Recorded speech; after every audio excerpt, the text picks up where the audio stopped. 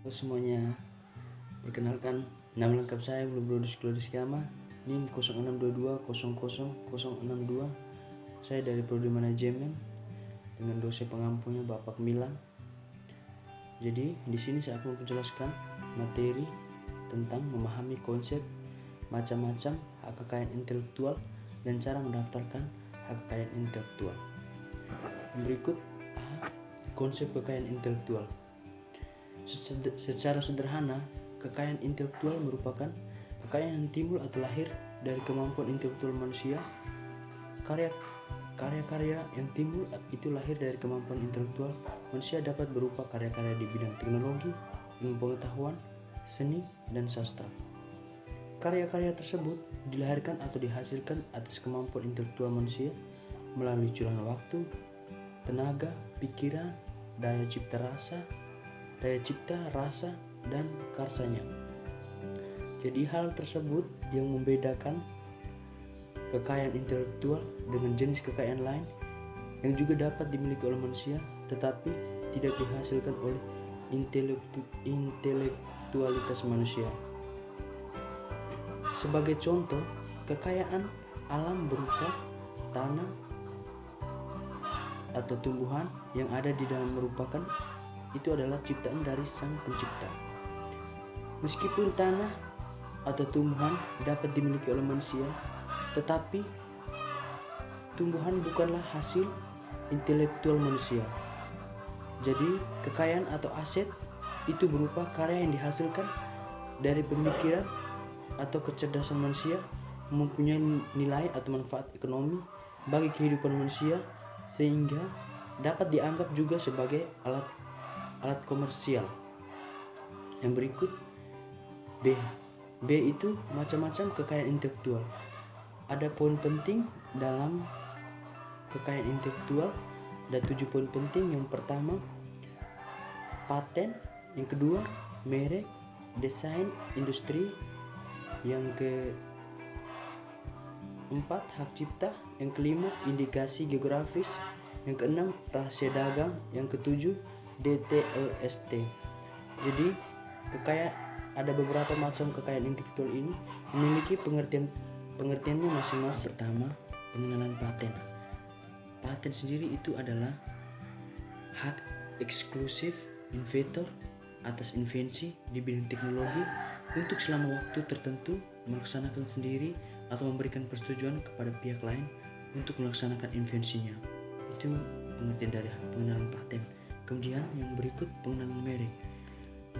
Pengenalan merek adalah tanda yang dapat ditampilkan secara grafis berupa gambar, logo, nama, kata huruf, angka, susunan warna dalam bentuk 2 dimensi atau 3 dimensi, kemudian suara, hologram atau kombinasi dari dua atau lebih sehingga unsur tersebut untuk membedakan barang atau jasa yang diproduksi oleh orang atau badan hukum dalam kegiatan perdagangan barang atau jasa. Kemudian pengenalan desain industri.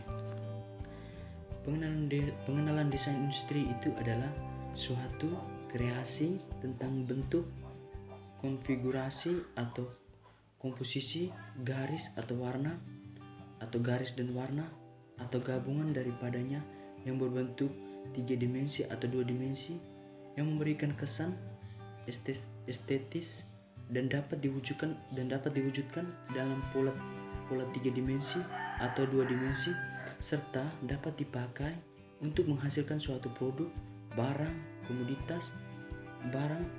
komoditas industri atau kerajinan tangan. Yang berikut, pengenalan hak cipta. Jadi, pengenalan hak cipta ini merupakan salah satu bagian dari kekayaan intelektual yang memiliki ruang lingkup objek dilindungi paling luas karena mencakup ilmu pengetahuan, seni, dan sastra. Yang dalamnya mencakup pula program komputer. Perkembangan ekonomi kreatif yang menjadi salah satu andalan Indonesia di berbagai negara dan berkembang pesatnya teknologi informasi yang komunikasi mengharuskan adanya pembaruan Undang-Undang Hak Cipta.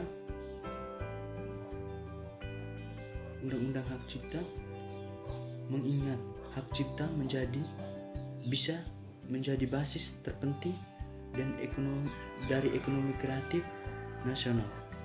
Dengan undang-undang hak cipta yang memenuhi unsur perlindungan dan pengembangan ekonomi kreatif ini, maka diharapkan kontribusi sektor hak cipta dan terkait bagi perekonomian negara dapat lebih optimal. Berikut pengenalan geografis indikasi. Jadi, pengertian dari pengenalan geografis indikasi itu adalah suatu tanda yang menunjukkan daerah asal suatu barang atau produk yang karena faktor lingkungan geografis termasuk faktor alam, faktor manusia atau kombinasi dari kedua faktor tersebut memberikan reputasi, kualitas, dan karakteristik tertentu pada barang atau produk yang dihasilkan. Kemudian, tanda yang digunakan sebagai indikasi geografis dapat berupa etiket atau label yang dikaitkan pada barang yang dihasilkan. Jadi tanda tersebut dapat berupa nama, tempat, daerah atau wilayah. Jadi kita bisa gambar huruf atau kombinasi dari unsur-unsur tersebut. Berikut pengenalan rahasia dagang. Pengenalan rahasia dagang itu adalah informasi yang tidak diketahui oleh umum di bidang teknologi atau bisnis, mempunyai nilai ekonomi karena berguna dalam kegiatan usaha dan dijaga rahasianya oleh pemilik rahasia dagang. Yang berikut pengenalan desain tata letak sirkuit terpadu.